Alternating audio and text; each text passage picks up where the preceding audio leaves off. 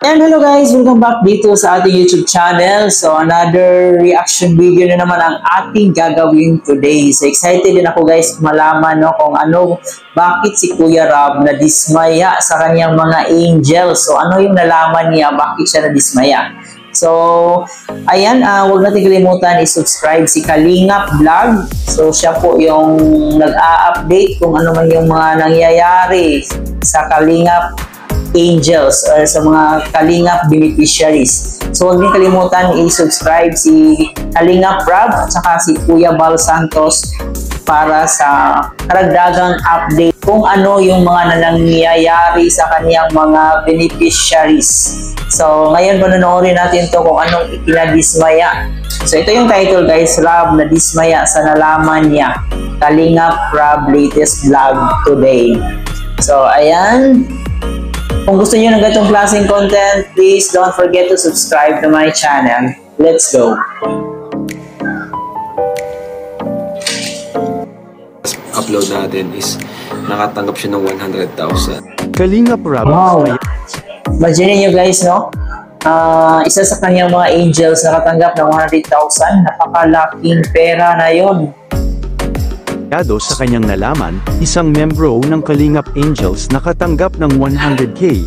At sino naman kaya ito? Ito ay atin ng malalaman mamaya lamang mga Kalingap. Sino kaya yung nakatanggap ng 100,000? Sa video na ito.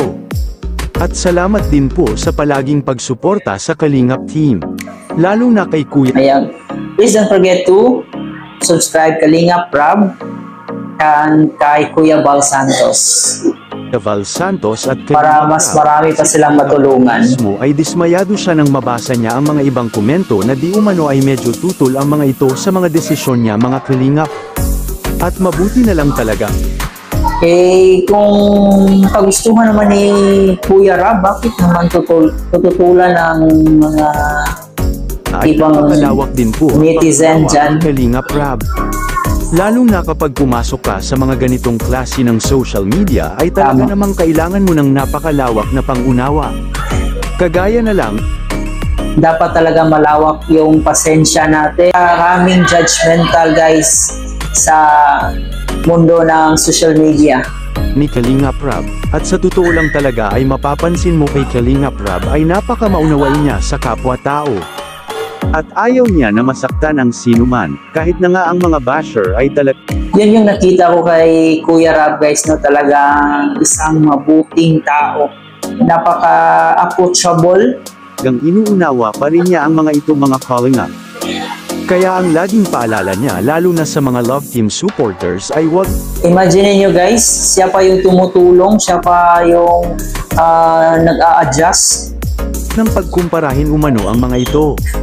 Sapagkat ang mga ito naman ay pantay-pantay naman po ang pakikitungo ni Kalingap Rob. At ang sabi pa ni Kalingap Rob na pareho na lang suportahan ang lahat ng teleserye mga Kalingap. Dahil isa ito sa So tama guys, dapat diba kung sino man yung susuportahan natin, sila na lang yung ipupush natin. Hindi na tayo maglalabas ng mga masasakit pang salita doon sa ibang beneficiaries. Patulong sa mga beneficiary lalo na kapag mahina ang views ng isang tinutulungan ni Kalingap Rob.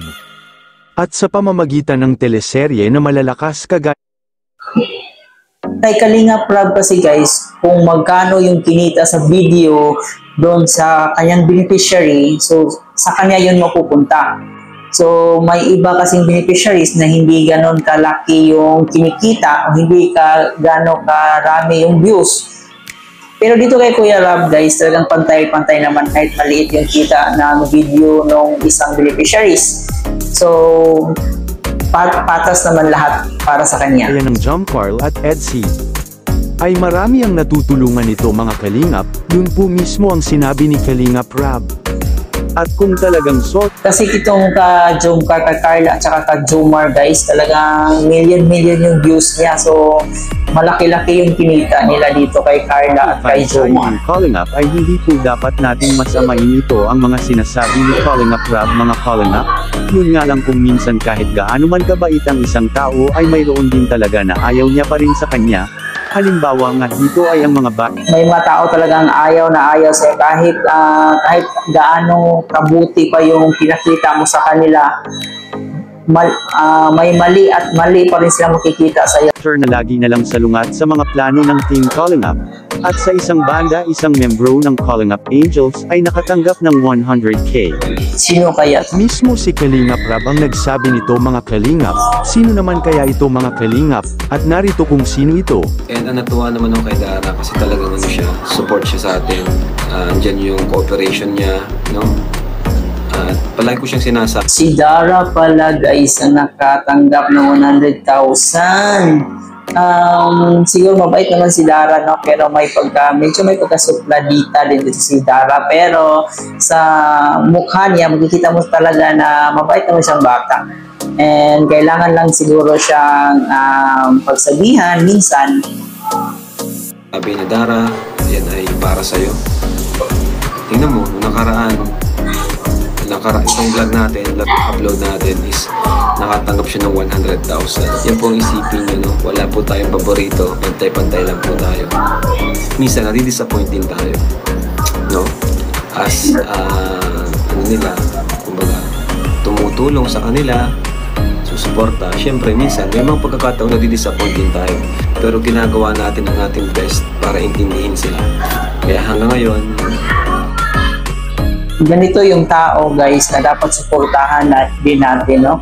Dapat suportahan din natin yung vlog ni Kalingap Rab kasi kung wala tayo guys, walang mga fans, so hindi niya magampanan yung gusto niyang tulong, yung gusto niyang itulong para sa kanyang mga beneficiaries. Bihira lang po kasi yung mga tao na sadyang mabuti at talagang tumutulong sa kapwa.